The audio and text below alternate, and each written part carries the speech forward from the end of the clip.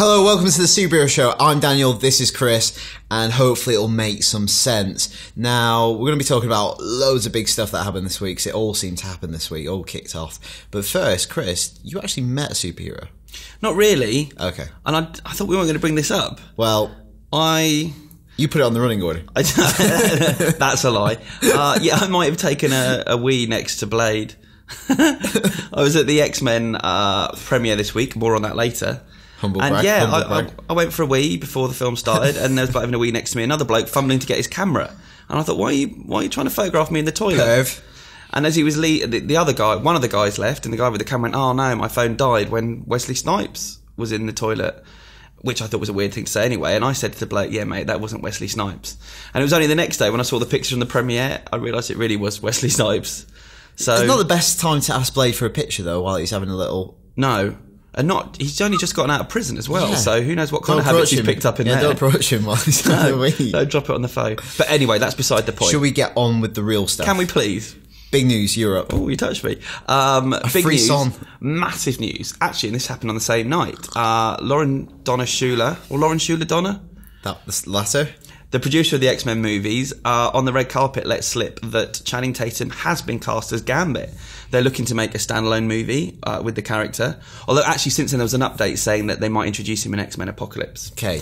This has been rumoured for a while. We actually tackled this on the Superhero Show like months ago, like episode 2 or something. Yeah, well I think she said she wanted him in January, and then in March or April he said he wanted to play the character. So obviously, deal has happened. All happened. I wonder if even back then conversations must have been ongoing. Course. I'm sure they wouldn't have been talking in public otherwise. I think it's great. Our readers don't. No, people aren't happy. Too chunky, too not Gambit enough-y. I know. Not from New Orleans, but he's Southern. Not Cajun. He's not Cajun. Not many Hollywood actors are. No. But that is acting. Some people feeling sorry for Taylor Kitsch, who obviously played the character in X-Men Origins Wolverine. He did a very good job. I thought he was fine. Yeah, he was fine. I think he is. I think you could, when Taylor Kitsch was cast, you could look at him and you go, I can imagine that. Like that's, and I think that's the thing with casting always. If it's an ideal fit, whether visually or whatever, or they've done a role that's similar, like to the role that they've been cast in, it just kind of chimes. With more unorthodox casting, there's kind of this mental resistance. Happened with Heath Ledger with the Joker. Look how well that turned out. Happened recently with Jesse Eisenberg.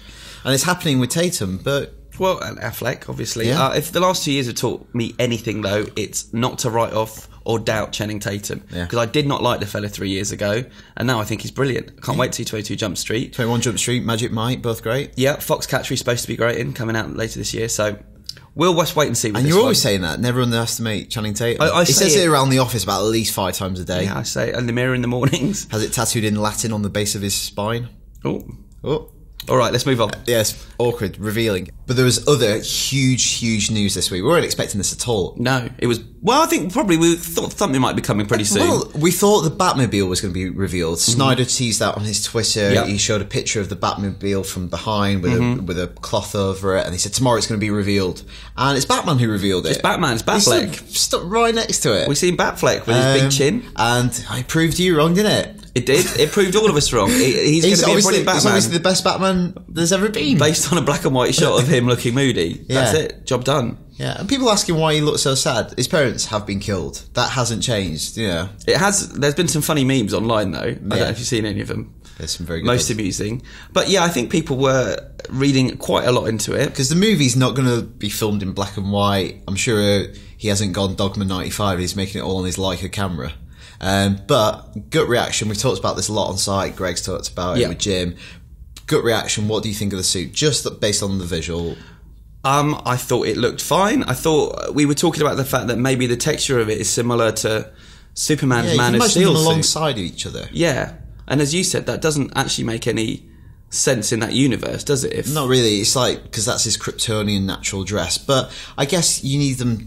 You don't want them to clash. No. And it's also said again, it's much more kind of... He looks chunkier, looks bigger, stockier. The cowl suits him. Yeah. He doesn't look weird in the cowl. Good chin.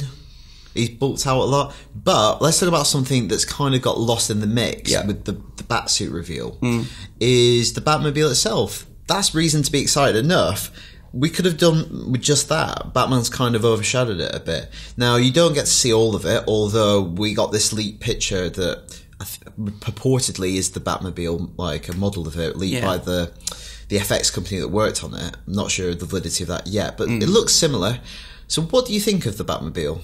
I'm not a car man. You know, I'm not a petrol head either. I've never really cared for cars too much.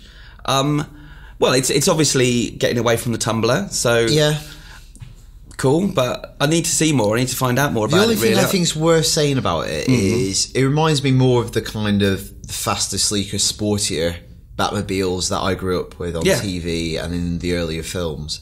But the model, the maquette that's come out, the kind of rear exhausts on the side of the car, almost remind me something like kind of like a jump jet, like a Harrier jet.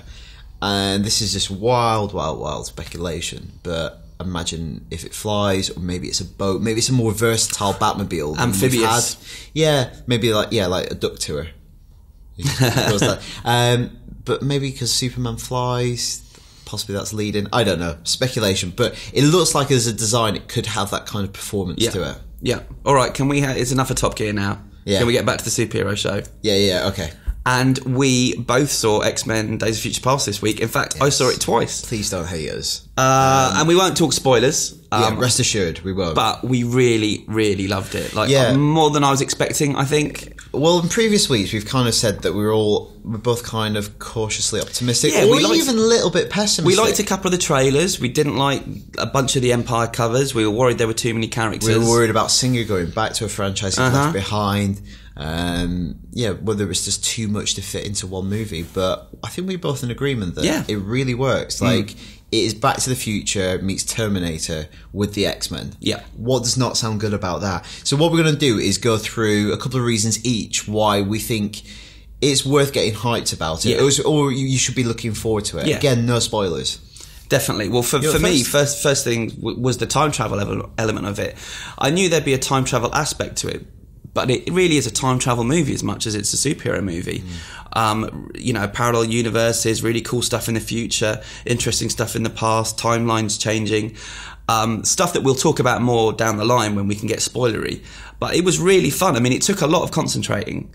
I understood it better the second time. You've really got to pay attention to this one. Because apparently Singer spoke with James Cameron, I think, about the time travel mechanics of it. Obviously, Cameron did the Terminator movies and spoke to him about how you manage those alternate timelines and keep them going in tandem. Yeah, it's very complex, and I interviewed the screenwriter Simon Kinberg, and we're going to have that on the site next week. But he was just saying what a blooming headache it was trying to hold it all together. He's really glad with the next film that there's not going to be time travel. And it also feels really natural in a way, because coming on the back of First Class, you're kind of used to that period setting in the 60s. This one takes into the 70s, so you're kind of used to seeing the X-Men in a period setting. It doesn't feel like a novelty because you've had First Class, and then it's also really cool seeing the future stuff as well to offset it.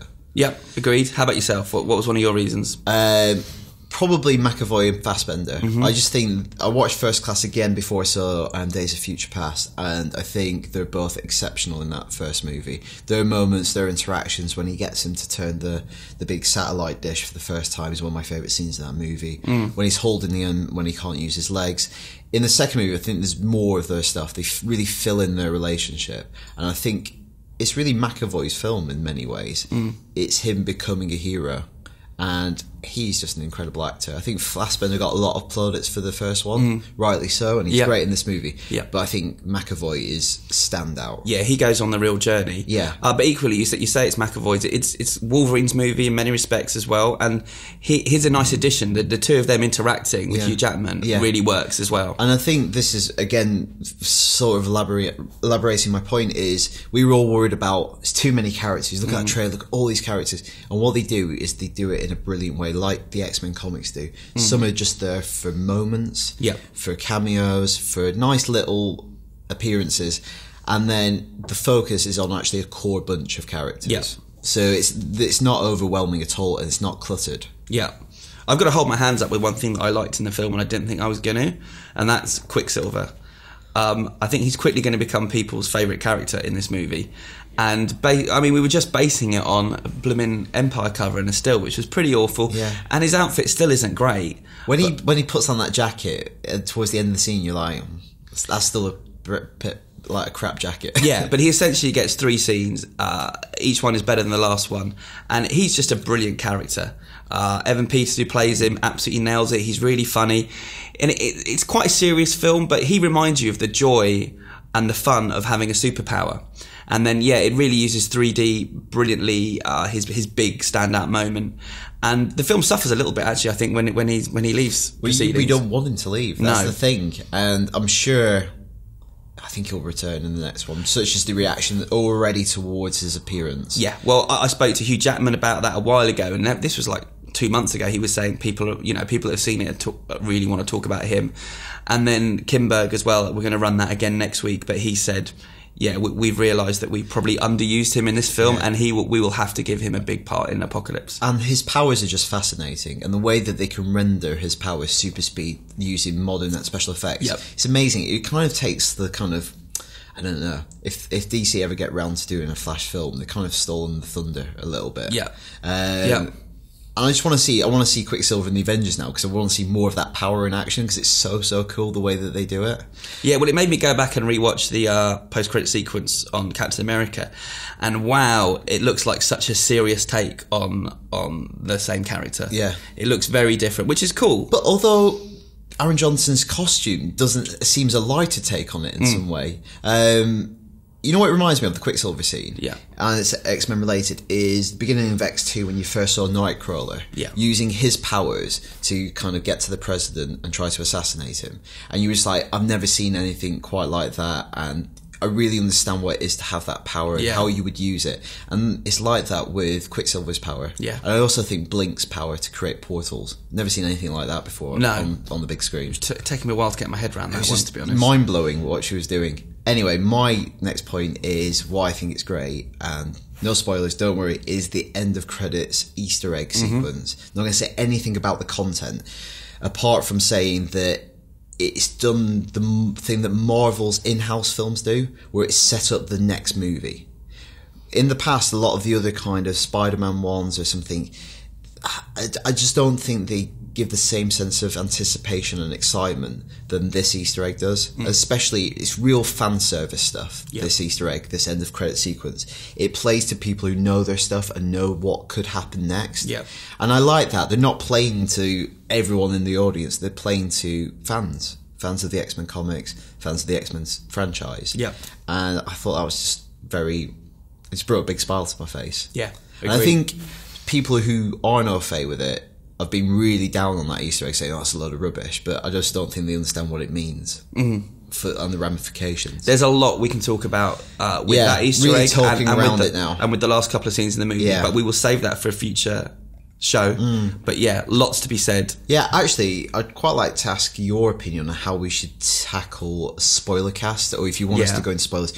When do you want us to do one? Do you want us to do it the weekend the film comes out? Should we do it the week after? And how would you like us to tackle it? Because we're really open for suggestions, and you can contact us at IGN_UK feedback@IGN.com.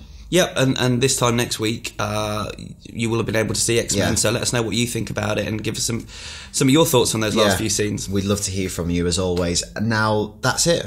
That's your lot, and maybe come back next week if you liked it. If not, please come back anyway. We need to get paid. Cool, and I'm going to see if there's any movie stars in the toilet.